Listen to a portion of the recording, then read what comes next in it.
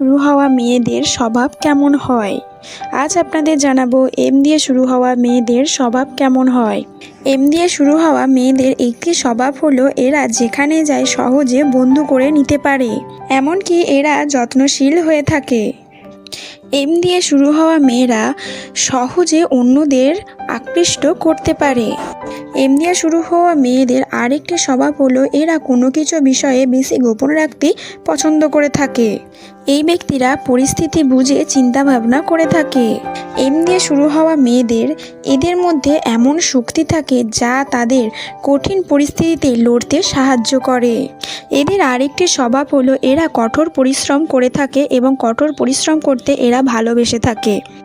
এই ব্যক্তিরা নিরাপত্তা ও পদমর্যাদাকে গুরুত্ব দেন, সেই সঙ্গে আত্মবিশ্বাসে পরিপূর্ণ থাকেন, ফলে জীবনে সাফল্য আসে এই ব্যক্তিদের।